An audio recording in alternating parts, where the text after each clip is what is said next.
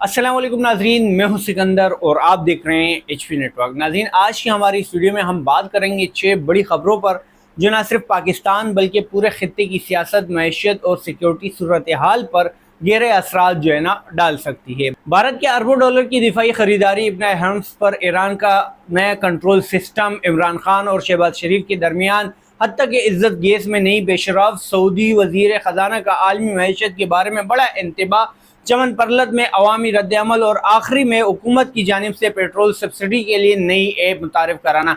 तो आइए एक एक करके तमाम खबरों का जायजा लेते हैं। सबसे पहले बात करते हैं भारत के दिफाई मंसूबों की मंजूरी के हवाले से। इन मंसूबों में दरमियाने दर्जात के ट्रांसपोर्ट त्यारे, रूसी साख्ता S-400 फिजाई दिफाई निज़ाम, बगैर पायलट हमलावर त्यारे, Su-30 त्यारों के इंजन के ओवर बॉलिंग और दीगर जदीद जंगी निज़ाम शामिल है। अगर इस खबर को मुइज़ एक मामूली की दिफाई खरीदारी समझा जाए तो ये बहुत बड़ी गलती हो सकती है। हकीकत ये है कि भारत मुसलसल अपनी फौजी ताकत को जदीद खतूत पर इस्तवार कर रहा है और ये सिर्फ दाखिली दिफाई का मामला नहीं बल्कि पूरे खित्ते के लिए एक वाज़ेह पैगाम है।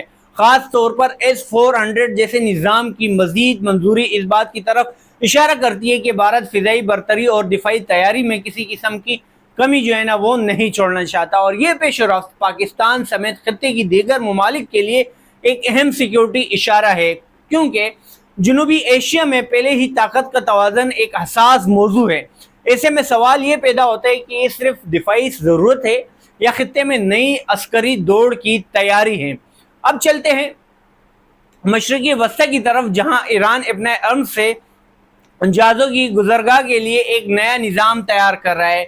ये वही रास्ता है जो आलमी तिजारत, ख़ास तौर पर तेल की तरसील के लिए नहायत अहम समझा जाता है।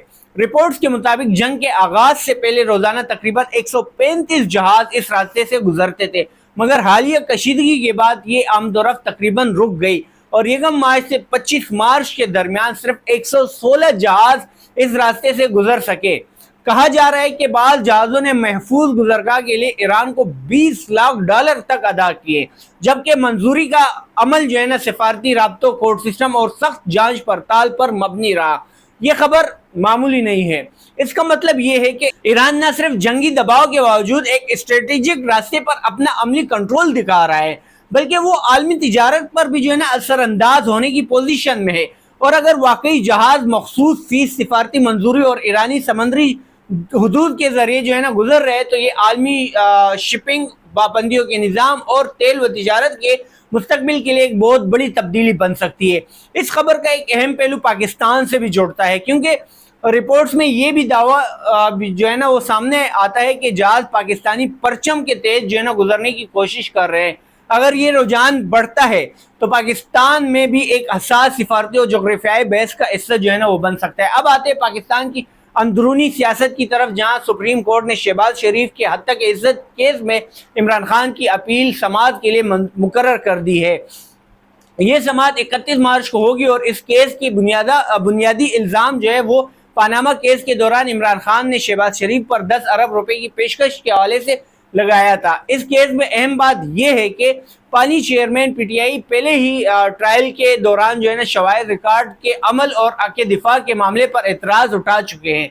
ये मामला मुइज़ एक कानूनी केस नहीं बल्कि पाकिस्तान की दो बड़ी सियासी शख्सियात के दरमियान एक तवील सियासी और अदालती कशमकश की अलामत भी जो है ना वो बन चुका है। अगर हम इस पेश रफ्त का सियासी मतलब निकालें तो वाज़ेह होता है कि पाकिस्तानी सियासत में अदालतें अब भी बड़ी सियासी तनाज़ात का मरकज़ी मैदान बनी हुई है और ऐसे वक्त में जब सियासी दर्जा हरारत पहले ही बुलंद हो, इस किस्म के मुकदमात न सिर्फ सियासी बयानी को मुतासिर करते हैं बल्कि अवामी तासुर भी जो है ना मीडिया कवरेज और पार्टियों की हुकूमत अमली पर भी असर डालते हैं।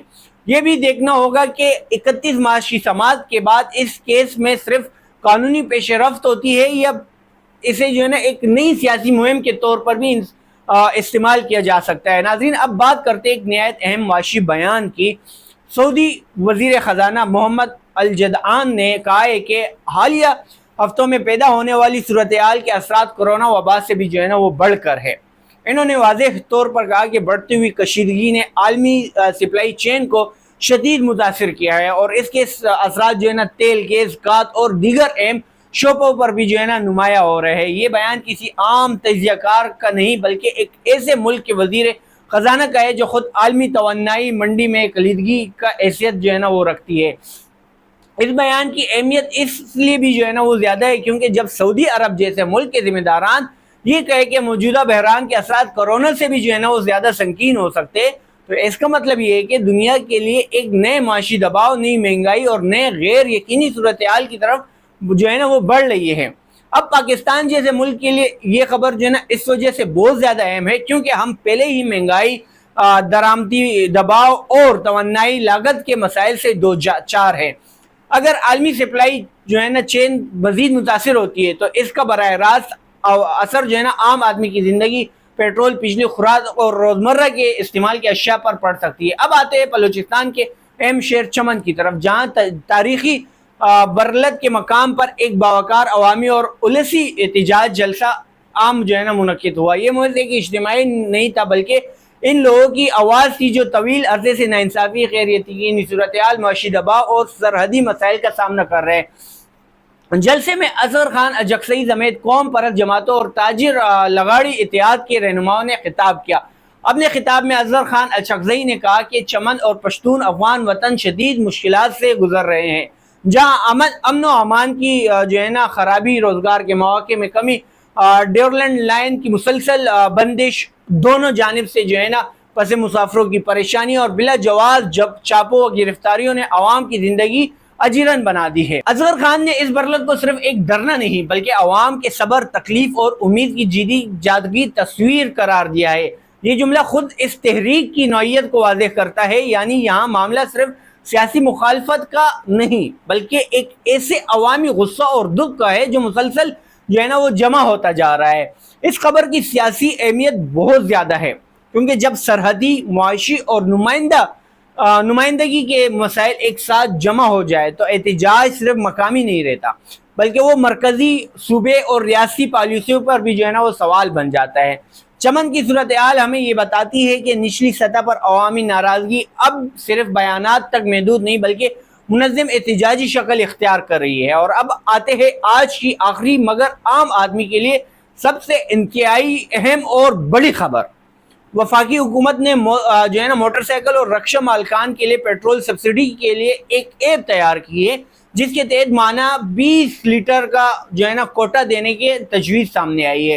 اس منصوبے کے تحت شہریوں کو ایپ ڈاؤن لوڈ کر کے اپنے شناخت کارڈ نمبر اور گاڑی کا نمبر درج جو ہے نا وہ کرنا ہوگا، جبکہ ملک بھر کے 12,000 پیٹرول پمپس پر مخصوصی نظام اور نوزلز کے ذریعے سبسڈی کی فراہمی کو یقینی بنانے کی کوشش کی جائے گی۔ بظاہر یہ ایک عوامی ریلیف اقدام معلوم ہوتا ہے، خاص طور پر ایسے وقت میں جب مہنگائی اور ایندھن کی قیمتیں عام شہری کے لیے بڑا مسئلہ بنی ہوئی ہے۔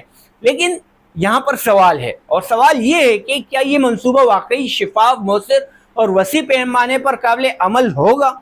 پاکستان میں ماضی میں بھی جو ہے نا کئی سبسڈیاں اور ریلیف اسکیمز اعلانی سطح پر جو ہے نا وہ تو بہت اچھی لگی، مگر عمل درآمد میں مسائل، بد انتظامی اور شفافیت کی کمی سامنے نظر آئی ہے۔ اس لیے اس منصوبے کی اصل کامیابی صرف اعلان میں نہیں بلکہ اس کی جو ہے نا مؤثر اور منصفانہ تقسیم میں ہوگی۔ اگر حکومت واقعی کم آمدنی والے طبقے تک سستا پیٹرول پہنچانے میں جو ہے نا وہ کامیاب ہو جاتی ہے تو یہ ایک مثبت قدم ہوگا، لیکن اگر یہ صرف ایک نیا انتظامی بوجھ یا محدود سطح کا نمائشی اقدام ثابت ہوتا ہے تو عوامی اعتماد مزید جو ہے نا وہ متاثر ہو سکتا ہے۔ ناظرین، اگر آج کی ان تمام خبروں کو ایک ساتھ دیکھا جائے تو ایک بڑی تصویر جو ہے نا وہ سامنے آتی ہے۔ ایک طرف خطے میں عسکری تیاری، جنگی کشیدگی اور سمندری راستوں پر کنٹرول کی سیاست چل رہی ہے، دوسری طرف عالمی معیشت پر دباؤ بڑھ رہا ہے اور اس کے اثرات پاکستان جیسے ملک پر براہ راست پڑ رہے ہیں۔ ادھر ملک کے اندر عدالتی اور سیاستی معاذ جو ہے نا وہ گرم ہے، جبکہ زمینی سطح پر چمن جیسے علاقوں میں عوامی بے چینی بڑھتی دکھائی دے رہی ہے، اور انہی حالات کے بیچ حکومت معاشی دباؤ کو کم کرنے کے لیے سبسڈی جیسے اقدامات سامنے لا رہی ہے۔ تو ناظرین، یعنی آج کی ان خبروں کو جو ہے نا دیکھا جائے تو یہ ہمیں یہ بتاتی ہے کہ دنیا بھی غیر یقینی کی طرف جو ہے نا وہ جا رہی ہے، خطہ بھی دباؤ میں ہے اور پاکستان کے اندر بھی سیاسی، معاشی اور عوامی سطح پر کئی معاملات جو ہے نا ایک ساتھ کھلے ہوئے ہیں۔ تو ناظرین، آج کی تمام اہم خبروں کا خلاصہ یہ ہے کہ آنے والے دنوں میں نہ صرف پاکستان بلکہ پورے خطے کے لیے وہ جو ہے نا بہت زیادہ انتہائی اہم ہو سکتے ہیں۔ بھارت کے دفاعی پیش رفت، ایران کی سمندری حکمت عملی، پاکستانی عدالتوں میں جاری سیاسی مقدمات، عالمی معیشت پر بڑھتا ہوا دباؤ، چمن میں عوامی احتجاج اور حکومت کی معاشی ریلیف اقدام، یہ سب مل کر ایک بڑی اور پیچیدہ صورتحال جو ہے نا وہ اس کی نشاندہی کرتی ہے۔